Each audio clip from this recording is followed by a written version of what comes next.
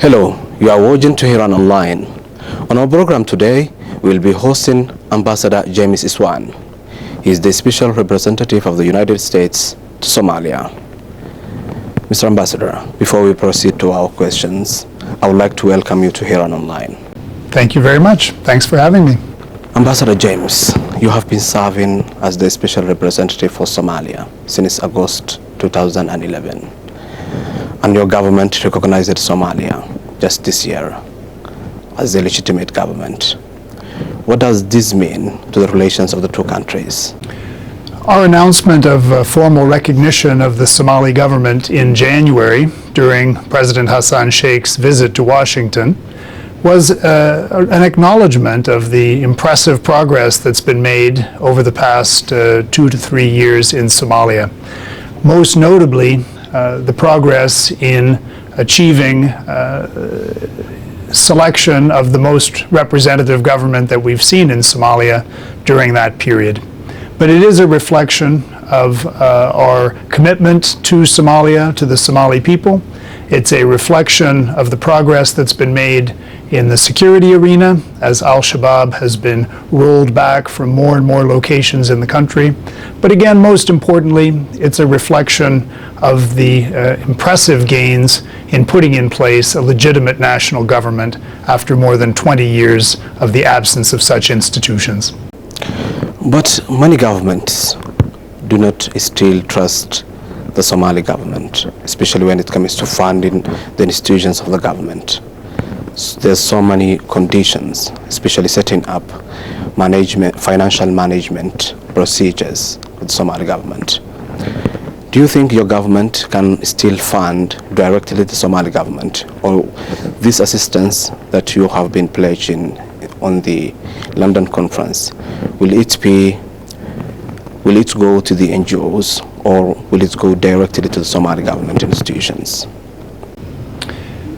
First, the London conference was, I think, an important milestone in demonstrating further momentum to the gains already made in Somalia and momentum in terms of international partner support for Somalia and the Somali people.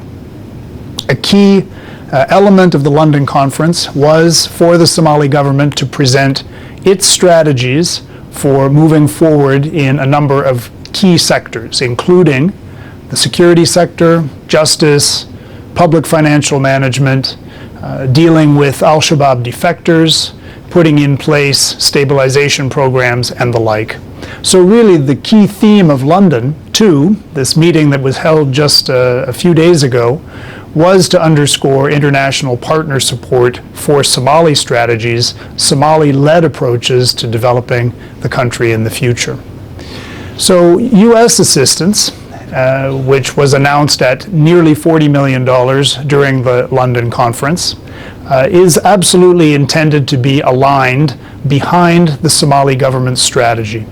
And that funding is designed to be primarily focused on early recovery, peace building, and stabilization programs in areas recovered from al-Shabaab, and also support for the Somali police and law enforcement capability. So I think for us what's important is not necessarily the mechanism by which the funds are directed, but rather ensuring that whatever assistance is provided is fully supportive of a Somali-led strategy for the country. But the Somali government is saying these funds that many governments are pledging are not going directly to the Somali government. What's your response to that? Well, different donors are going to find different mechanisms for making their assistance available. It varies depending in many cases on national legislation, on budgeting processes in the host government, and many other factors. I think, again, for us, what is important is that whatever assistance is being provided to Somalia is fully coordinated and fully supportive of the government's strategies. We are building, in fact, toward a much more comprehensive strategic approach to assistance in Somalia through what is known as the New Deal. This has received strong support from the Somali government. And the New Deal essentially involves an agreement, a compact between the national government and its international partners to guide what the objectives are, what the available resources are, what the implementing plans will be, so that both the national government and international supporters are all working from the same strategy, a strategy led first and foremost by the Somali government. That's what we're building toward, and I think that will ensure that whatever assistance is being directed to Somalia is fully in support of Somali government objectives. In one of your previous answers, you mentioned al-Shabaab and many regions liberated from those groups. Do you think al-Shabaab is defeated? I think al-Shabaab has lost momentum. It's lost support from the Somali people. It has lost territory. It's lost access to key areas that it has used to finance its operations. And so I think that the trend line continues to be very negative for al-Shabaab. But the group is still very capable. Like this 2 weeks ago, they carried out so many attacks in Mogadishu. Yes, indeed. I was just getting to that. I think we need to distinguish between complete defeat and a negative trajectory for al-Shabaab. I think it has lost a great deal of ground. I think it is in a far, far weaker position today than it was a year ago or certainly 2 years ago. Nonetheless, it remains a very dangerous organization, a brutal group. We've seen that it has turned its attention more and more to an effort at high-profile suicide attacks, claiming largely innocent Somali civilian victims. These are the efforts, these are the tactics of a group that has lost wider support and is increasingly resorting to dramatic, but at the end of the day, deadly and divisive actions that are contrary to the interests of the Somali people. But the Somali government says we will negotiate with al-Shabaab if the group denounces violence. Do you think that's a good idea to negotiate with al-Shabaab? I think that the approach toward internal political reconciliation in Somalia is ultimately a decision that's going to have to be taken by the Somali leadership and by the Somali people. And it is not for outsiders to determine what path that should take or precisely whom should be involved. At the same time, I think we all must be mindful of al-Shabaab's track record of opposition to peaceful political competition, of al-Shabaab's track record of brutality toward the Somali people, of al-Shabaab's track record of draconian governance methods in areas that it has controlled in the past. And all of these suggest that we must be most mindful of the potential risks of trying to work with this organization. And I think no group is more mindful of the dangers of al-Shabaab than the Somali leadership. Do you think that there's moderate elements within the al-Shabaab group? Because the Somali government says we will negotiate with the moderate elements within the group. Well, of course, al-Shabaab is not a homogeneous organization. There are hardline elements, notably in the senior leadership.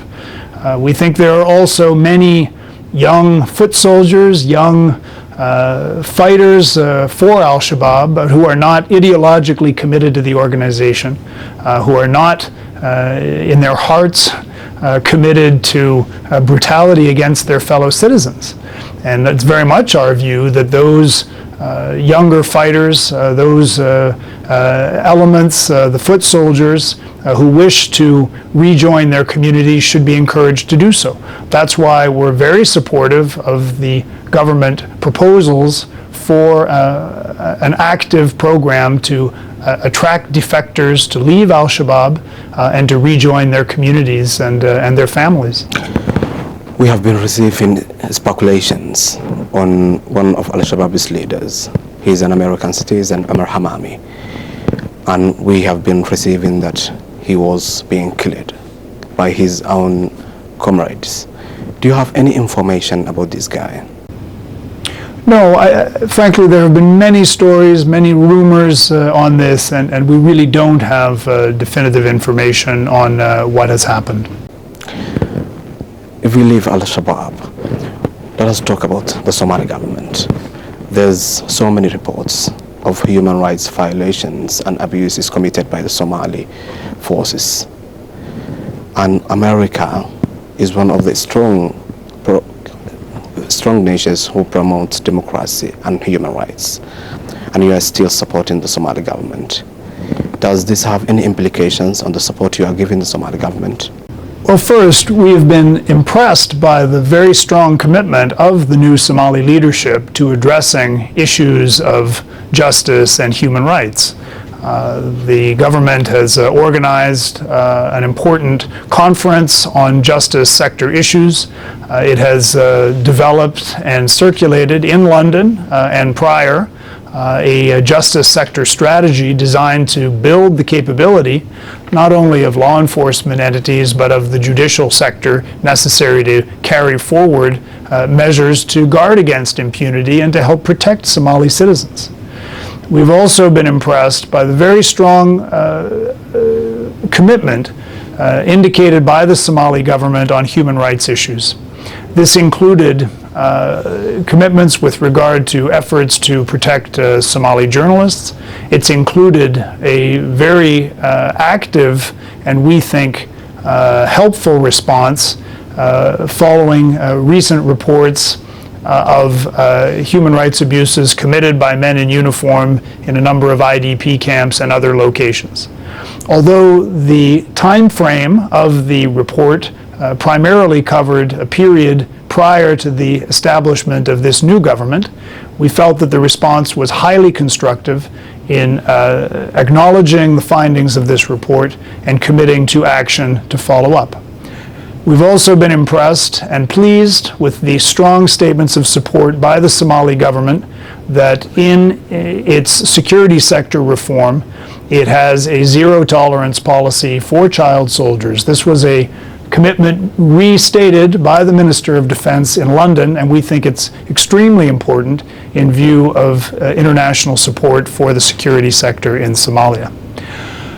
All of this is encouraging. Of course, it now needs to be translated into much more active policy and program in terms of the work of the Somali government, of the security forces, of the judiciary, in terms of ensuring that these very impressive and encouraging commitments now produce results on the ground. If you talk about Somaliland, one of the breakaway regions of Somalia, President Silanyo has recently visited the United States and he met with Undersecretary of State. What's the American position of this region? The United States follows the position of the regional neighbors, IGAD, the African Union, the United Nations, and indeed all other countries of the world in recognizing a single government of Somalia. And that's a position that is consistent with those of our international partners and that we've restated repeatedly to the Somaliland leadership and to the national government in Mogadishu. That said, we also, of course, recognize that Somaliland has taken important and positive steps in a number of sectors. These include the relative level of stability that's been achieved in Somalia over the past 20 years. It's included some quite impressive results on the democracy governance front, including organizing multiple elections, some of them very tightly competed, but largely free of violence and free of conflict. They have also begun to take important steps in terms of putting in place frameworks for the future development of that region. It's our view, and we believe this view is consistent with the national government's view, that we have a collective interest in the well-being of Somalis wherever they are in the national territory. And we continue to have programs of support for the people of Somaliland, and we expect those to continue. Does that mean America will not recognize Somaliland as a sovereign state? The United States does not recognize Somaliland as a sovereign state. I think that's understood by all. We are following the position of the regional neighbors, of IGAD, of the African Union, of the United Nations, and none of those organizations has recognized an independent Somaliland. I think that position is clear. It doesn't preclude continuing to have dialogue, discussions, and programs in that part of the territory. Mr. Ambassador, there is a lot of turmoil going on in Jubaland region of Somalia between the local governors and the Somali federal government. What's the American position of these kinds of conflicts in Somalia?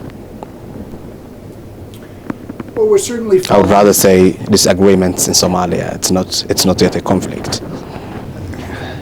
Yes, well, we're certainly following very closely the developments in the Juba region and the efforts by various parties to try to ensure that a compromise is found that preserves respect for the national constitution and also ensures that the people of Juba have a voice in their future and how they're organized as political entities.